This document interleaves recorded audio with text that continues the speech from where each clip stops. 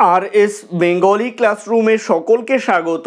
আজকের ভিডিওতে আমি পশ্চিমবঙ্গ মধ্যশিক্ষা পর্ষদের অন্তর্গত নবম শ্রেণীর ভূগোল পাঠ্য বইয়ের সপ্তম অধ্যায়, যে অধ্যায়টির নাম রয়েছে ভারতের সম্পদ, এই অধ্যায়ের অনুশীলনীর প্রশ্নের উত্তর নিয়ে আলোচনা করব। সুতরাং আমি চাইব তোমরা ভিডিওটা স্কিপ না করে একদম প্রথম থেকে শেষ পর্যন্ত দেখো। আমি যে পাঠ্য বইয়ের অনুশীলনীর প্রশ্নের উত্তর করাবো সেটা গৌতম মল্লিক রচিত ইফ প্রকাশন থেকে প্রকাশিত বই। এই বইটা কাদের স্কুলের পাঠ্য বই হিসেবে রয়েছে অবশ্যই কমেন্টে জানিও। তো কথা না বাড়িয়ে শুরু করছি আজকের মূল ভিডিও। অনুশীলনীর শুরুতেই বিভাগ কতে বলা হচ্ছে বিকল্পগুলি থেকে সঠিক উত্তরটি নির্বাচন করে লেখো। প্রতিটি প্রশ্নের মান 1। একের 1 দাগের প্রশ্ন, একটি প্রাকৃতিক সম্পদ হলো, উত্তর হবে অপশন গ সূর্যরশ্মি।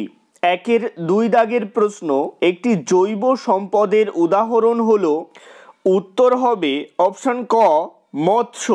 একের 3 দাগের প্রশ্ন, একটি ক্ষয়িষ্ণু সম্পদ হলো, উত্তর হবে অপশন ক খনিজ তেল। একের 4 দাগের প্রশ্ন, সর্বোৎকৃষ্ট আকরিক লোহা হলো, উত্তর হবে অপশন ক ম্যাগনেটাইট। একের 5 দাগের প্রশ্ন, ভারতের একটি আকরিক লোহা সমৃদ্ধ রাজ্য হলো, উত্তর হবে ওড়িশা। একের 6 দাগের প্রশ্ন, আকরিক লোহা উত্তোলনের জন্য বিখ্যাত, এইটার উত্তর দেখো পাশে হলুদ বক্সে দেওয়া রয়েছে, উত্তর হবে দাল্লি রাজহারা।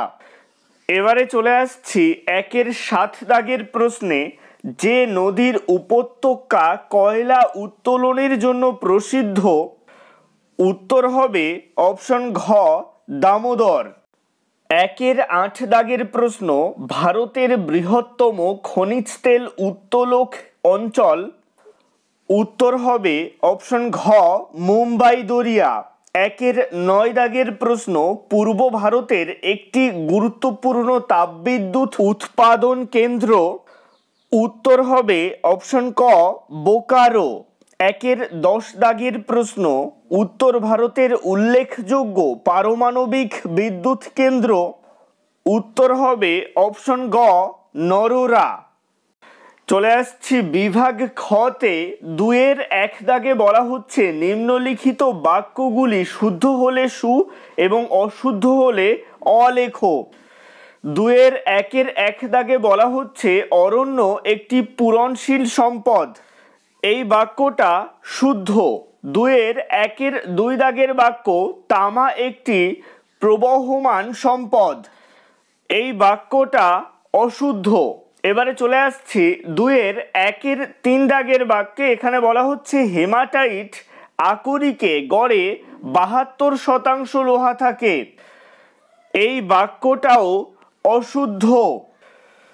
2-এর 4 দাগের বাক্য জাপান থেকে প্রতি বছর ভারতে আকরিক লোহা আমদানি করা হয়, এটাও অশুদ্ধ, কারণ জাপান থেকে ভারত আকরিক লোহা আমদানি করে না, জাপান ভারত থেকে আকরিক লোহা নেয়। 2-এর 5 দাগের বাক্য সবচেয়ে ভালো মানের কয়লা হলো বিটুমিনাস, এই বাক্যটা অশুদ্ধ। 2-এর 6 দাগের বাক্য দামোদর উপত্যকার একটি গুরুত্বপূর্ণ কয়লা খনি কেন্দ্রের নাম ঝরিয়া, এই বাক্যটা শুদ্ধ। 2-এর 7 দাগের বাক্য গুজরাটের একটি গুরুত্বপূর্ণ খনিজ তেল শোধনাগারের নাম কয়ালি, এই বাক্যটা শুদ্ধ। 2-এর 8 দাগের বাক্য রাজস্থানের বারমের জেলার মঙ্গলা ক্ষেত্র বর্তমানে ভারতের বৃহত্তম খনিজ তেল উত্তোলন কেন্দ্র, এই বাক্যটা অশুদ্ধ। 2-এর 9 দাগের বাক্য অপ্রচলিত শক্তির উৎস ব্যবহারে পরিবেশ দূষিত হয়, এই বাক্যটাও অশুদ্ধ। 2-এর 10 দাগের বাক্য ভূতাপ শক্তি একটি অফুরন্ত শক্তির উৎস, এই বাক্যটা শুদ্ধ। এবারে চলে আসছি অনুশীলনীর পরবর্তী অংশে। দুইয়ের দুই দাগে বলা হচ্ছে উপযুক্ত শব্দ বসিয়ে শূন্যস্থান পূরণ করো। দুইয়ের এক দাগের বাক্য ড্যাশ সালে ব্রাজিলের রিও ডি জেনিরো শহরে অনুষ্ঠিত হয় বসুন্ধরা সম্মেলন। উত্তর হবে 1992।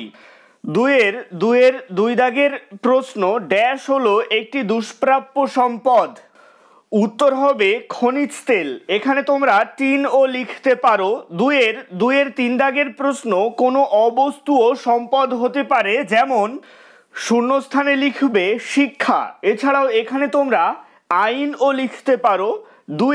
দুইয়ের চার দাগের প্রশ্ন ব্যবহারের ফলে যেসব সম্পদ ক্রমাগত ক্ষয় হয় তাদের বলে ড্যাশ। উত্তর হবে ক্ষয়িষ্ণু সম্পদ। দুইয়ের পাঁচ দাগের বাক্য ভারতের অধিকাংশ আকরিক লোহা ড্যাশ জাতীয়।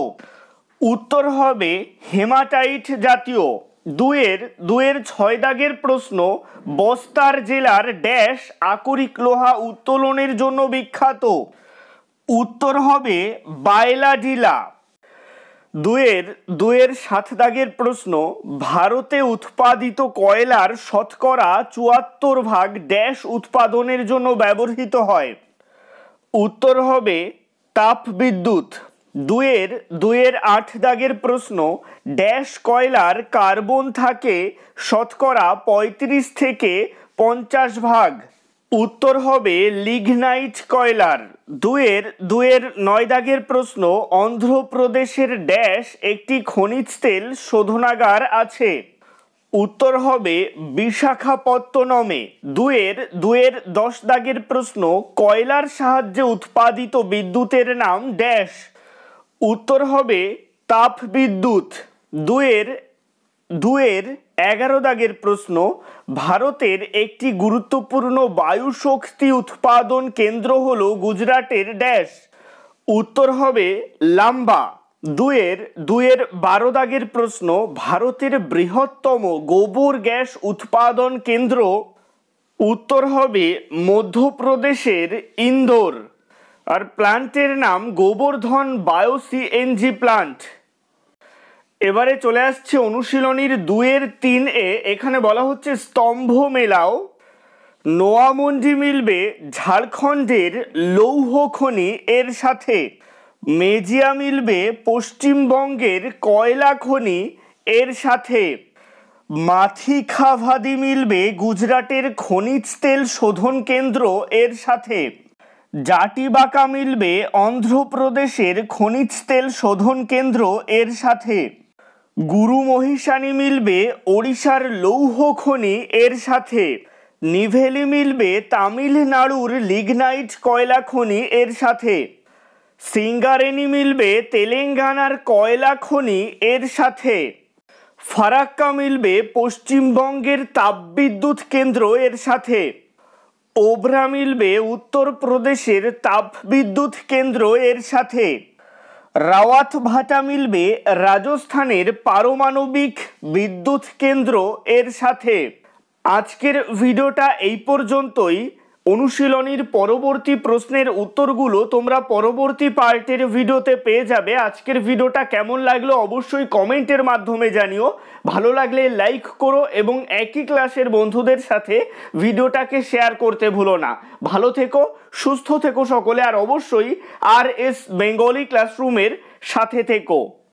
সবশেষে একটাই রিকোয়েস্ট, এখনও পর্যন্ত যারা চ্যানেলটিকে সাবস্ক্রাইব করে উঠতে পারোনি তারা অবশ্যই চ্যানেলটিকে সাবস্ক্রাইব করে দিও এবং পাশে থাকা বেল আইকনটিকে প্রেস করে অল বাটনে ক্লিক করে দিও নতুন ভিডিওর আপডেট সবার আগে পেতে।